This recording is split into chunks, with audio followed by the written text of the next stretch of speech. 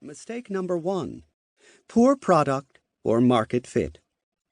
If the business idea is simply poor, the project will be like whipping a dead horse. The reason that some investors, not all, nevertheless say that they often prefer the best possible team to the best plan is that great teams have the skills to make necessary pivots until they reach the proper product or market fit, where they are also capable of implementing the business. We believe that 3 of the typical mistakes concerning a poor product or market fit are 1. The project is simply too small to be worth the work and risk. 2. Missing dominance strategy. And 3. Confusing lifestyle and growth projects. Regarding the first, today, marketing people speak of the total addressable market, TAM, which is a theoretical customer base, and of the served available market, SAM, which are the potential customers, who might in principle purchase the product from a supplier. The third level is the target market, which is the number of clients that the company believes it could sell to. Finally, there is the sales budget, which is what the company expects to sell during a given period. Entrepreneurs often misjudge this by a lot, and we mean by a lot. How much? Studies from Startup Genome show the following. Startups that have not made their product yet overestimate their future sales by 100 times on average. We will just let this simmer. Yes, roughly 100 times.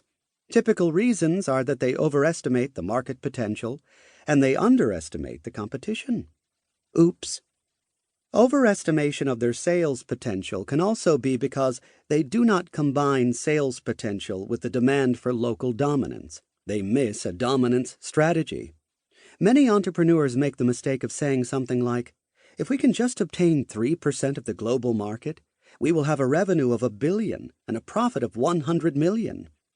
What they forget may be that companies with a low market share of 3%, for example, typically lose money. A better approach is to find a much smaller share of the market where you might be able to obtain 50% market share. You should therefore not point out a large market where you can get a small market share, but instead a sufficiently small segment of the market where you can get a large market share. Our third widespread problem with the product or market fit can be that you confuse a lifestyle project and a growth project. Either your project can scale or it cannot. But if it realistically does not have potential to scale, and if you nevertheless still treat it as a potential growth project, then you may run headfirst into a wall, since you will assume that you can get external investors on board, which you most likely can't.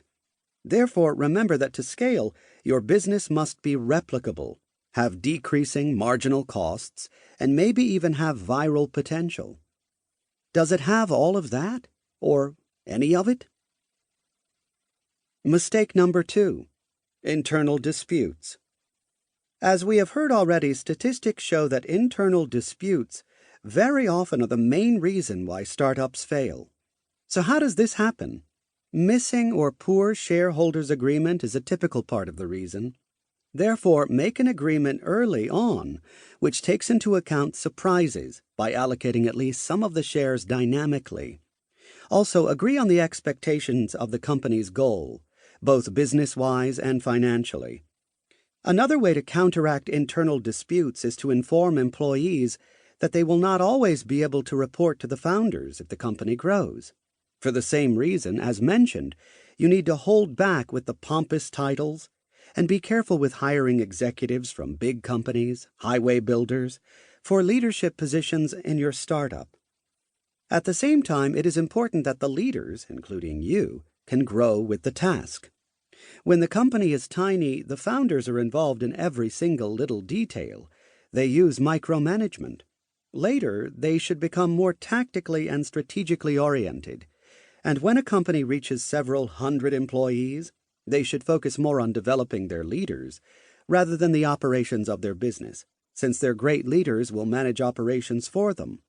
However, remember that it is not necessarily the one who was extremely good at developing the initial products who is great at strategic leadership, let alone developing leaders. Finally, They should also learn that while they had 60 screaming monkeys on their shoulders when there was just a bunch of founders, now there should be 0 monkeys.